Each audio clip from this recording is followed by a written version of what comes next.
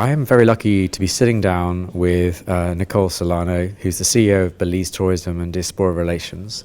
Nicole, thank you for giving Breaking Travel News some time here at the Burj Al Arab, where we've just had an amazing press conference where you've announced some pretty incredible kind of initiatives. But before we go into that, just for the benefit of everyone, just tell us a little bit about Belize.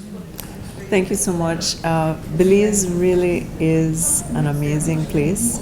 I think I'm biased, but it really is. We're a small country on the Caribbean coast of Central America, so 8,867 square miles. We have the UNESCO World Heritage Site, the Belize Barrier Reef, and we have protected areas, so a lot of nature reserves. We have the Mayan archaeological sites, so Maya history and heritage, and of course Belizean culture, which is very different and very unique for the amount of ethnicities that we have in Belize, and we really do have a significant amount of diversity of cultures. So bringing all that together really is what Belize is.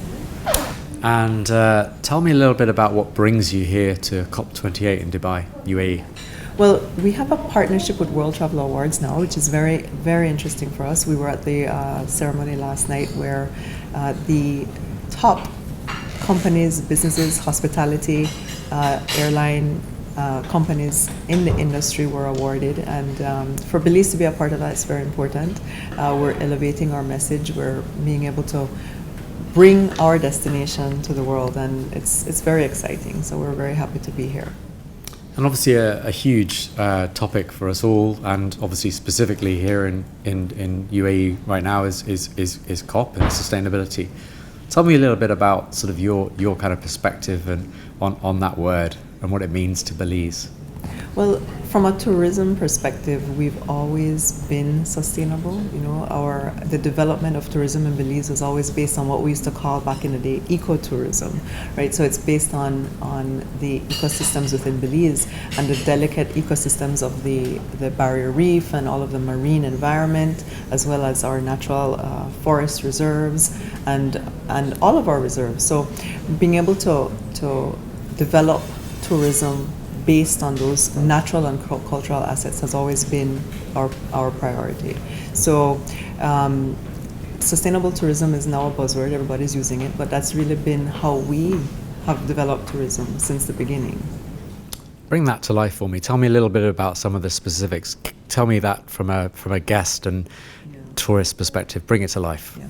Well, we have a lot of small hotels. So we have 900 hotels in Belize, 9,000 rooms. So that's about 10 hotel rooms per property. So you're talking about small boutique hotels. We don't have a lot of large hotels and large brands. We do have some, about 150 rooms would be the largest hotel properties in Belize. But the majority of our hotels are small boutique hotels where our guests come in and they have that personalized service. You know, they come in and they can really relax and enjoy the natural environment. A lot of the properties are built in areas that are sensitive from a natural environment perspective, and there's a lot of open spaces. You know, they can feel free and there isn't a lot of congestion, and people come and they can connect with the natural environment, connect with the place that is Belize, and in so doing connect with the people who live there and with themselves. So at the end of the day, you have that people connection in Belize.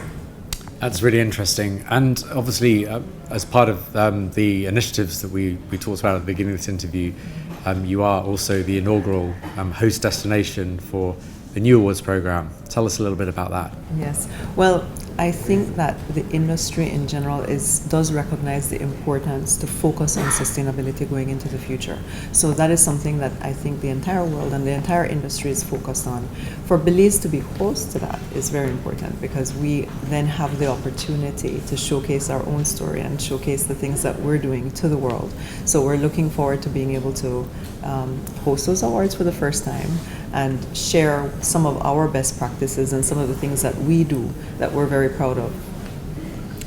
And obviously linked to that is, I suppose, in a sense, sort of your overarching sort of sustainable tourism master plan. How is that sort of integrated into this initiative? Yeah, well, we have a national sustainable tourism master plan that was developed several years ago, but with COVID and with the changes that are a reality in our industry today, we saw a need to upgrade that. So we did some work together with the University of Belize and the University of Melbourne to look at all of the areas within the plan and look for gaps and see where we need to focus our development.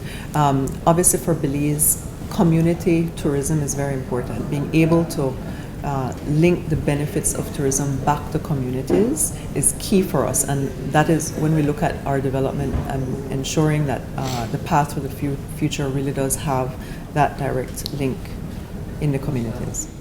Yeah, that's really interesting, and this sort of another buzzword I suppose that's become commonly used is community-based tourism. I know that they play a very crucial role in Belize. You're working on promoting the Garifuna cluster. Are there any future plans to include more communities? Yes, well, there are destinations within Belize that are more prominent for tourism. So the area for the Garifuna Trail would be surrounding Garifuna communities in the areas of Dangriga and Hopkins in the southern part of Belize. But we have several other types of groups as well. Every community has, within Belize, understands the importance of welcoming guests and welcoming tourists so that they can share that authentic experience, because there's an economic benefit, and tourism allows these communities to benefit, so they see the importance of it, and we know that they need help. We need to look at capacity building, training, infrastructure development. We need to look at roads, airlift. There's hotel development. There are a lot of infrastructure needs surrounding the communities, and working together with them is really the key so that they understand the benefits and they can also work together with us to move the industry forward. And you talked about authentic experiences there. Tell me a little bit about sort of that really critical authentic experience, which is food and gastronomy. So how are you kind of thinking about that in terms of your overall sort of master plan?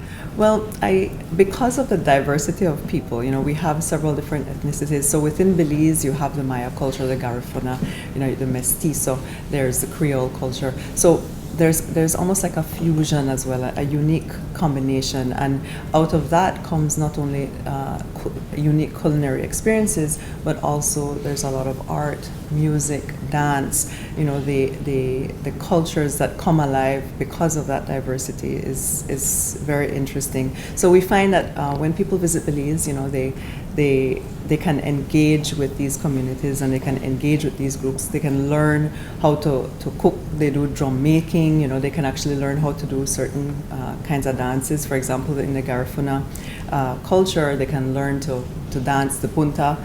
So there's a lot that guests can do to really connect with the people and feel firsthand what that culture is, whether it's food, music, dance, any of those things.